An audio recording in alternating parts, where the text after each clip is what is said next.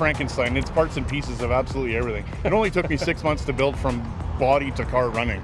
So, that's insane. So off camera, you just showed me a picture of just the shell of this car sitting there, and you threw this all together in 6 months. Yeah, I get bored really quick.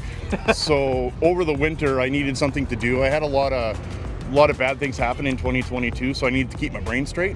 So this came together, and I actually posted it on Instagram, and a lot of my friends were kind of watching it, and they're like, holy cow, you built a car in 6 months? I'm like, yeah, I built a car in 6 months. That's just the way my brain works. So it sounds like a very productive use of your time, to say the least. Yeah, being a mechanic full time, you kind of keep your hands busy. So like idle hands, kind of scenario. Absolutely. Yeah. What's your favorite part about this car now? To be completely honest, is the seat cushions.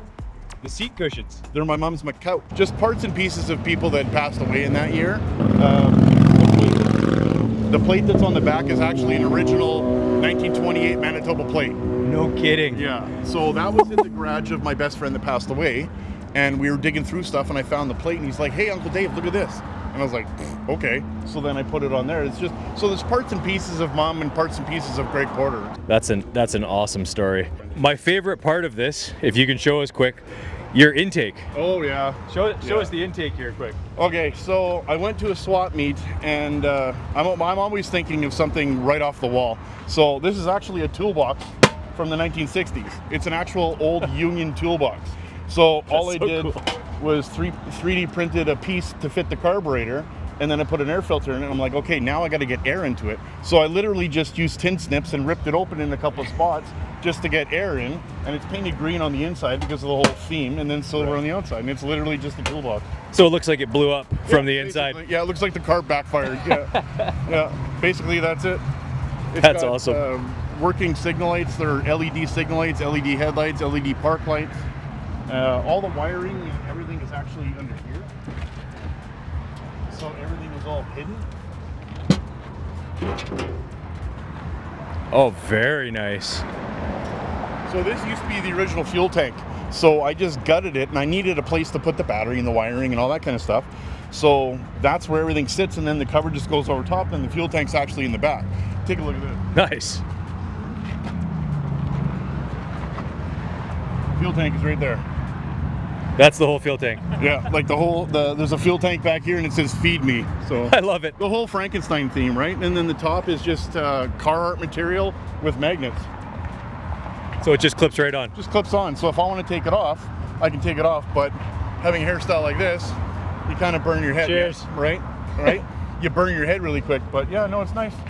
So at night, the whole interior glows green. There's an LED ring running all the way around the ceiling, the roof inside this thing. So at night, you can actually see it, right? But the best part is when vehicle standards came to check it out and insure it, because in the 20s, the engine has the VIN, not the body. So I didn't have the engine, right? So now I need a VIN, because you got to pass safety with a VIN. Right. So I says, okay, what's your what do you need to be able to safety this? He says, 3 things. He says, I need to be able to get in and out from inside the car and outside the car. I'm like, okay. Coat hanger. Perfect. Not a Check. problem. Check.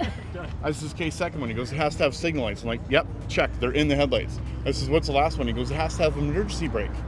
I says, okay. What's your definition of emergency brake? And he goes, he's reading the book, and he says, mechanical way of keeping the vehicle from moving in gear. I'm like, I got you.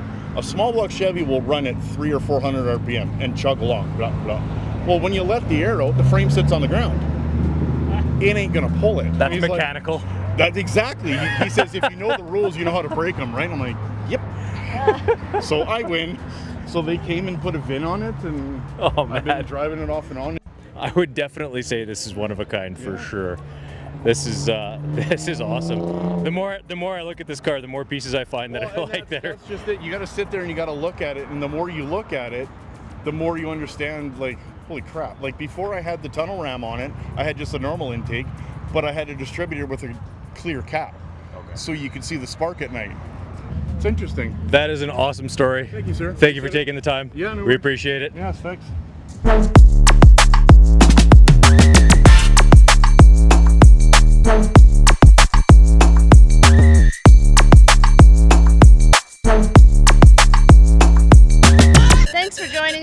Fat Guys Auto Parts and the Pony Corral. It was a scorcher today.